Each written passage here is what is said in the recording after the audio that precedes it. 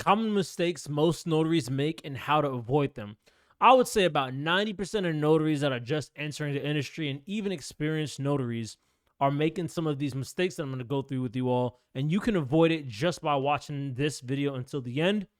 If you don't stay around, you'll miss out. And I've seen most of the time nowadays, everybody's so hyped up on dopamine. For the people that do last, this is going to be a reason why you get more information than everybody else. So shout out to you guys.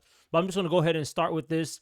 Like I said, sometimes you have experienced notaries doing this, but of course, you have a lot more beginner notaries doing these things. So mistake number one is not being familiar with state-specific notary laws. So I know a lot of you guys, when you're on like TikTok, excuse me, when you're on TikTok, your Instagram, YouTube, and you're watching all these videos, sometimes the coaches that you're learning from, or the consultants, or anybody in the notary space that you're learning from, might not tell you is the information that they're telling you could be different depending on the state that you're located in, especially when it comes to like fees and laws and regulations and things like that.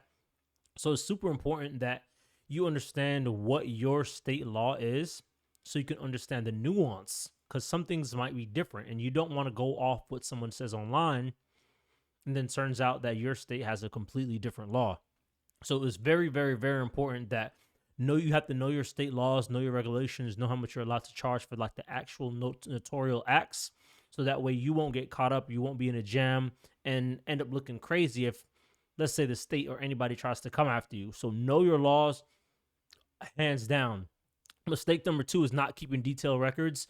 I was on TikTok and telling a couple of people that when it comes to me, I keep a very detailed digital record, just because you never know when you need to pull something up, especially if things are like older.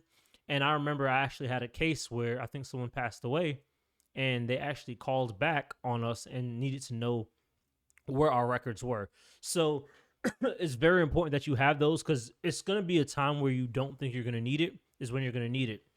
And another reason why I say to keep those details records is because it gives you the opportunity to understand what type of clientele you're getting and type of clientele that you have coming in the most. So when I keep everything organized and I have it in my CRM, I know the demographic of people, I know the zip codes that they're located in, I know what type of documents, I know how much I charge them, and I keep all of that. Because in the future, when I want to market back to these individuals, it's easy for me to know, because then I can just filter all of that in my CRM. But when you're just taking calls and you're doing the jobs as they go, and once they go, you're done, then you're not going to be in tune with the type of clientele you're getting, and you're just not going to be able to take as much accurate record keeping as you can, because you're not keeping detailed records. So do that. That is mistake number two. Going on to mistake number three is overcharging and undercharging clients. And I always see people, I just had someone on TikTok ask me this question probably about an hour ago. I was going to pull it up so you guys can see it, but it doesn't matter. Anyways, they're always asking, how much do I charge? How much do I charge? And I always give a tip. I always give a tip and let them know you need to look at the other people in your area, especially the top 3 to 5 people. Find the average per document that they're doing and just charge the average. And as time goes on, you slowly move up. And the reason I say this is so you can avoid overcharging and undercharging. So when it comes to undercharging, I know when a lot of notaries enter this space, they want to charge like $20 and stuff like that. The only time you should be getting a lesser fee is if you're working with the signing service, which in that case, it makes more sense because they're doing all the legwork, sending you the client. All you have to do is show up and stamp. So of course, they're going to have to charge you, pay you a little bit less, because they have to pay for marketing and things of that sort. And then all you have to do, like I said, is show up. But other than that, you should be charging your full fee and not being scared to charge customers, because you are providing a service for them. And even though it might not feel like you're doing much, you are providing a service to them. One thing that tends to happen when individuals that don't come from not wealthy backgrounds, but well-off backgrounds, or people that more on the poor side tend to do, is because something seems like a lot of money to you, you come from the point of view that it's going to be a lot of money from someone else. So if you're charging someone to do their mobile notarization for $200, you might think, whoa, that's crazy. But on the other hand, they're like, oh, wow, this is a deal. So never shoot yourself in the foot and undercharge yourself, because you can do one client for $200, or you can do 4 different clients for $50. Which one would you rather do? When it comes to overcharging, I don't know if I necessarily agree with overcharging. In the extent of, does it even exist? Does overcharging exist? But let's go with the fact that it does exist. You don't want to have your prices too astronomically high and not be able to provide the value with this. Let's say you want to be more on the pricier end and work with a little bit more elite or upper class type of clientele. If you're going to charge someone a bigger amount of money, you better make sure that you're giving that white glove service. You don't need to be out there charging 300 to 500 and you're just showing up and stabbing the paper. You better make and sell that experience. So when it comes to overcharging, be very careful to just stay within a nice average range. And if anything, if you want to test out your pricing, you can do that $5 method that I've talked about in other videos, because that $5 method helps out a lot. Going over to mistake number 4 is not asking for proper identification. This is something that notaries will do when they just want to get the job done with. And I've had this instance before happen to me where people try to get over. So sometimes customers might not have the correct documentation and they just want to give you anything with their name on it and use that for documentation. But the thing is, depending on your state, you need to only have certain identification, like you have to have, the driver's license, the passports, thing of that sort. But some people want to just use like the birth certificate or other type of forms of document that might not be allowed. And you need to make sure you know all the types of documents that are allowed in your state. Because if not, if anything happens, your ass is grass. So stay away from that. Stay away from trying to like help people out. When people say, hey, come on, just look out for me, this has my name on it. Hell no. Do not do that. Do not do that. The money is not worth jail time or a fine. So just don't do that. Make sure you know what the proper identification is before arriving to the client's location. Make sure to check on it. Make sure everything is valid and not expired, because clients will try to give you expired IDs as well, and then notarize the document and get out of there. But don't do anybody any favors. You don't know them. And even if you do, it's not worth it. Why would you do that and mess the bag up for yourself? So familiarize yourself with the common forms and ID. Know it's acceptable for notarizations in your state. Next up is misunderstanding document requirements. So when it comes to some documents, you might not understand how to notarize them all the way. When you're dealing with documents that are from lawyers, what you can do is you can email the lawyer, and sometimes they'll put sticky notes on the pages that they need you to notarize.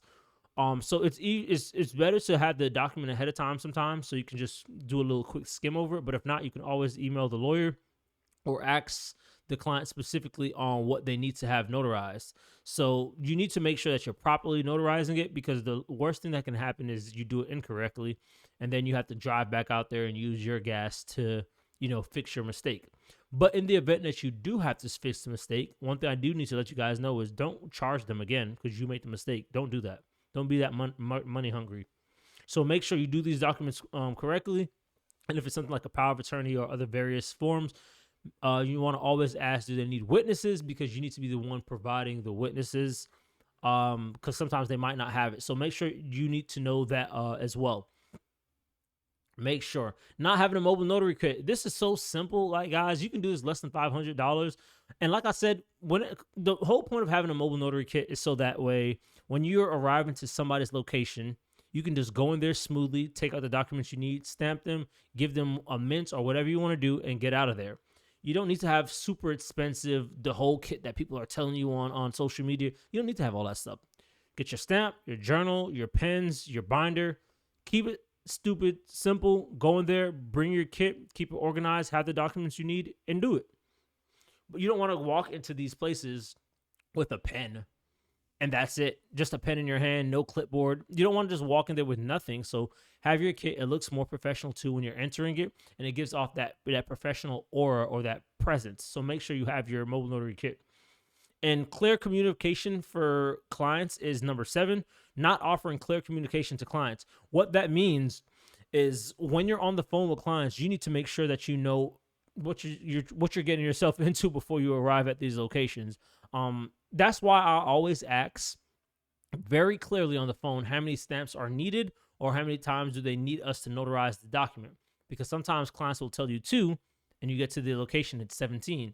So whatever they do tell you, make sure the phone call is being recorded by telling them that it's quality control, but just giving them a warning in the beginning of the call, And then also documenting using one of the mistakes I said earlier, using proper documentation to note that they said only 2 stamps were needed. So when you get to the location, if it's more than what was agreed upon, you can charge them. So that clear communication needs to be done. And if there's any clear instructions that clients give, make sure that you write those down, because there's nothing like making a client have to repeat themselves or them giving you clear instructions and you not following those. So that's it. That's that right there. Moving over to mistake number 8, ignoring marketing and networking. A lot of notaries just want to depend on signing services. If you do want to get business from signing services, it's good, but like I always say, that's supplementary. That's companies giving you the fish. What's more important is you learning how to fish so you can eat for the rest of your life. Don't just wait on mom and dad to put the food on the table. You better go out there and learn how to hunt for yourself. So that's where that marketing comes in. That's where that networking comes in, getting your name out there and learning different tactics. So ignoring the marketing, ignoring the networking, big mistake. Big mistake. And final is taking on too much too soon. When notaries do start to get business, and this is something that happened to me, you start to take on too many appointments than you can handle. This is when you start getting good with the marketing, and it's a good problem to have, don't get me wrong, but you want to make sure you're doing everything within your realm. If you know you have 3 notary appointments, don't take all 3 of those back to back. Give yourself some leeway in case emergencies happen. Murphy's Law, anything bad that happens can happen, will happen. So just be very smart with your appointments. Make sure you're not taking on too much. And if you are getting to the point where it's like, okay, I can't handle all these notarizations to myself, at that point, you start using the referral system that I also teach in the notary hybrid system in a different video. But you need to check on those. Like, you need to make sure that you can fill all these appointments up, that you have enough time between each appointments, and then you're not getting yourself overwhelmed. So don't try to take on too much too soon, because what's worse than not having business is having business and then fumble it. But these are the common mistakes most notaries make. This is how to avoid them. Trust me, if you watch this to the end, you're going to do better than 90% of the other notaries out there, because like I always say, they're not always the best in the world. They're doing a whole bunch of things, but to actually make money in the notary business is not that hard. It's simple, but it's not always easy. But it's simple. Ignore the flash, ignore the fluff. Just get that straight game and get straight to it. But anyways, if you want to work with me one-on-one to help you make 2 to 5K at least in the notary business, go ahead and click on that link below. There's a free notary beginner bundles down there that you can download. And then once you get that and you want to get some more game, there's another bundle down there that you can purchase as well that has a lot more tools that you can use in the notary business that can actually help you, such as a script, for phone calls, emails, so on and so forth. But go ahead and get that too. Trust me, it's going to help you out.